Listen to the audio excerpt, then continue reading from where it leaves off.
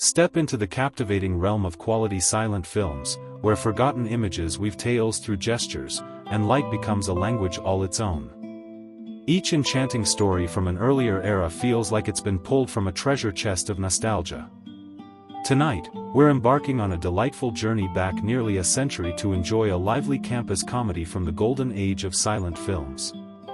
But before we jump in, let's take a moment to appreciate some of the creative geniuses behind this gem. Director Nat Ross, a dedicated talent at Universal in the late 1920s, and the charming young star George J. Lewis, whose early roles in college-themed films set the stage for a diverse career that spanned serials, westerns, and television.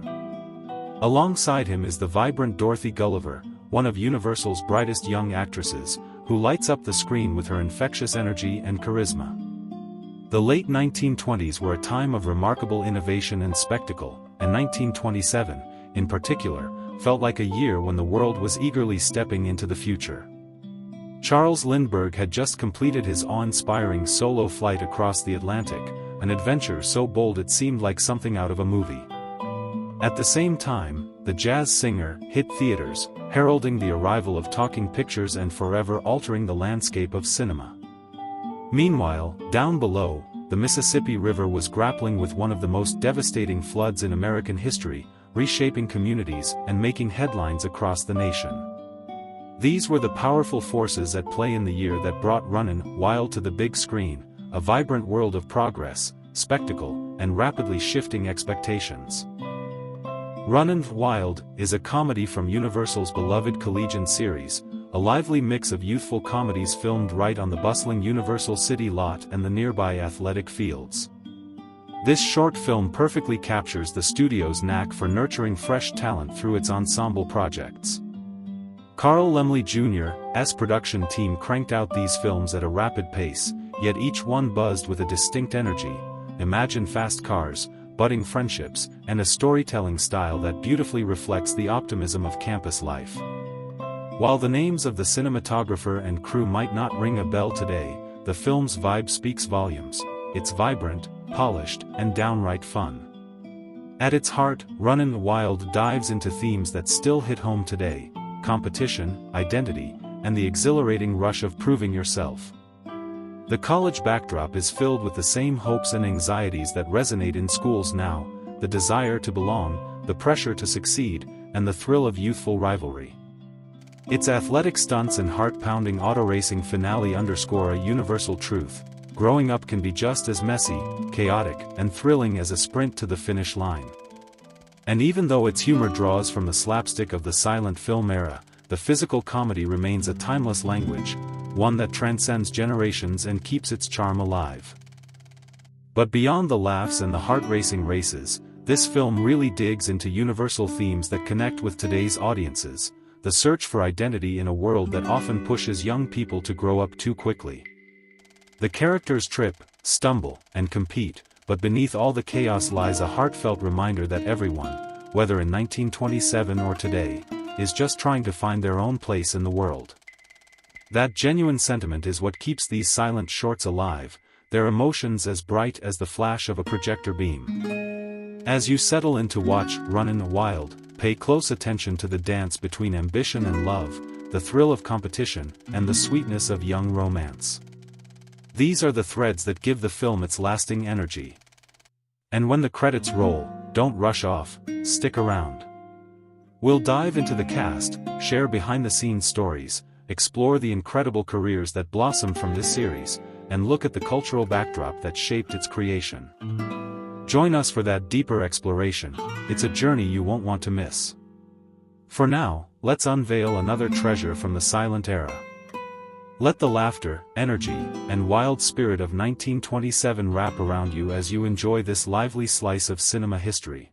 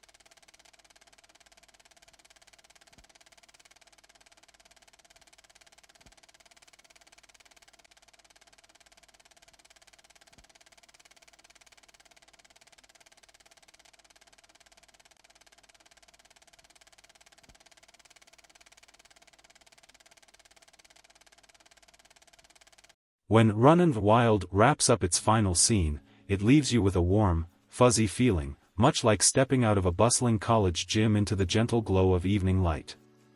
The vibe is vibrant yet laced with nostalgia, overflowing with youthful energy and that delightful, genuine charm that silent-era campus comedies captured so well.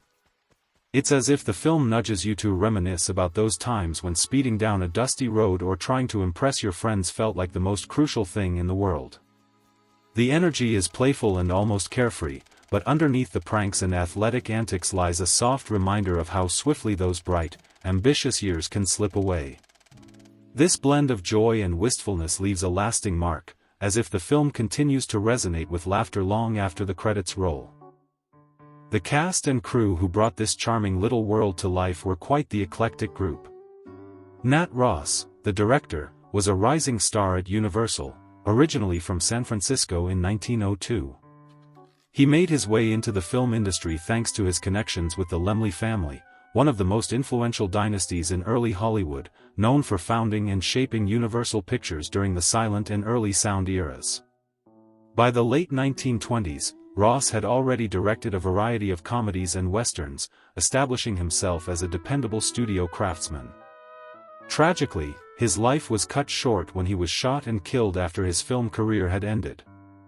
On February 24, 1941, in Los Angeles, Nat Ross was murdered by Maurice L. Briggs, a former bank robber and prison inmate who had been employed at the rag factory where Ross served as a foreman.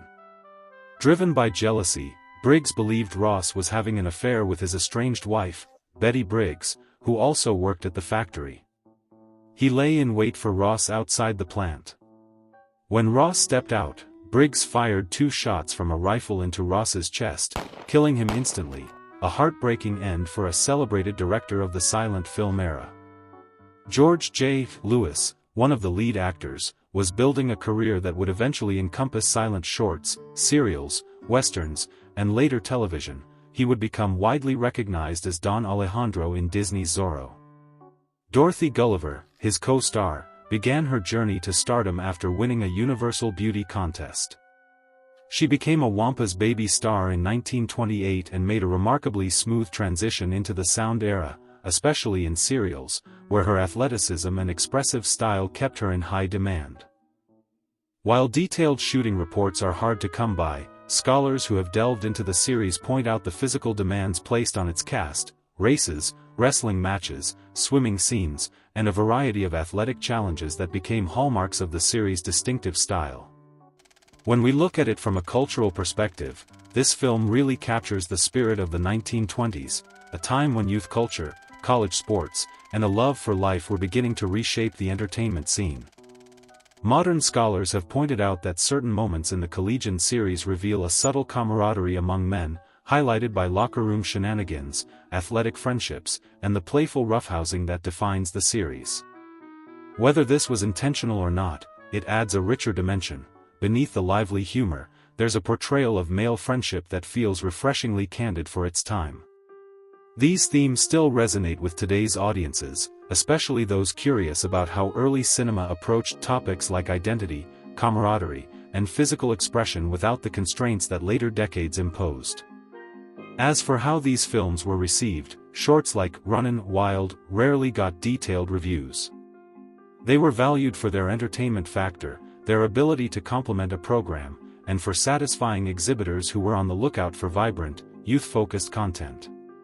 Today, they're not as widely recognized, partly because many films in the series are difficult to find or have been lost over the years. The preservation of these works is quite uneven. Only a small portion of the roughly 40 Collegians films are known to still exist, and there's no significant record of Runnin' Wild being restored. Still, the films that have made it through are vital for historians, offering a lively snapshot of collegiate imagery from the 1920s and showcasing Universal's emphasis on youth culture. There are so many fascinating aspects of the film and its series that really catch your eye. For starters, it's pretty rare to see the same cast sticking together in short films from that era. Dorothy Gulliver had some incredible experiences early in her career, rubbing shoulders with big-name stars and making headlines in the gossip columns, which adds a sprinkle of Hollywood magic to her later roles in serials. Nat Ross's connections with the Laemmles placed him right at the heart of Universal's creative beginnings, and his untimely death has kept historians intrigued by his story. Many episodes in the series showcased surprisingly daring athletic or bathing scenes that have piqued the interest of scholars due to their physicality and suggestive framing. Plus, the fact that Universal later transformed the series into a full-length musical featuring many of the same actors really highlights how popular the concept was back then. To sum it all up, the themes in Runnin' Wild still resonate with audiences today: the desire to belong, the thrill of competition, and the intricate dynamics of friendship and rivalry. Watching these students dash around their fictional campus invites us to reflect on our own youthful challenges with a sense of humor and warmth. And if the students at Colford University thought they were living on the edge with their races and stunts, they'd probably be blown away by today's students who can compete, joke, and share it all with the world before lunchtime. Thanks for taking the time to explore the history and essence of the film. I hope this deeper dive added some richness and enjoyment to your viewing experience. Quality Silent Films will continue to bring you full-length classics, complete with context, biographies, and historical insights, and we can't wait to share more hidden gems of silent cinema with you soon. If this movie taught us anything, it's that in the 1920s you could solve 90% of life's problems by running fast enough. The other 10% required a title card.